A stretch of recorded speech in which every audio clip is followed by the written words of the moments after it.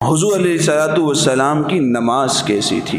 ام المؤمنین اما عائشہ صدیقہ رضی اللہ تعالی عنہ ارشاد فرماتی ہیں کہ نبی علیہ السلام رات کو جب قیام میں کھڑے ہوتے اتنا طویل قیام کرتے پاؤں پر ورم آ جاتا۔ اما فرماتی ہے میں نے ایک دن فرمایا اللہ کے رسول آپ تو بخشے بخشائے ہیں، آپ تو معصوم ہیں، آپ کے تو اگلے پچھلے کیے نہ کیے سب گناہ معاف ہیں، آپ کے لیے تو جنت کا وعدہ ہے، جنت بنائی آپ کے لیے، اتنی تکلیف برداشت کرتے ہیں۔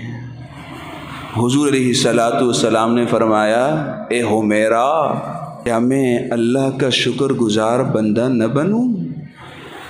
میں تو اللہ کا شکر گزار بندہ بننا چاہتا ہوں، میری تو اور کوئی تمنا نہیں۔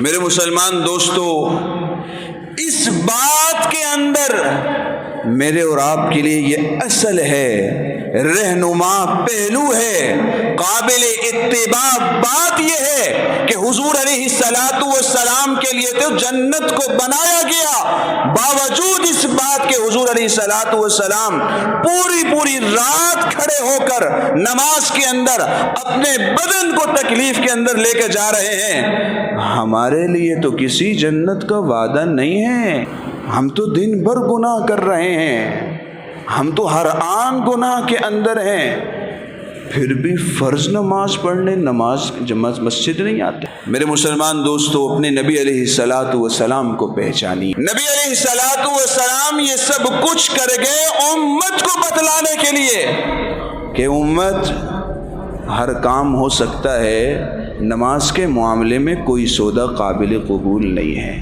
یہ دوسرا رہنما پہلو ہے جو ہم اختیار کر سکتے ہیں، جس پر عمل کر سکتے ہیں کہ ہم نے نماز نہیں چھوڑنی۔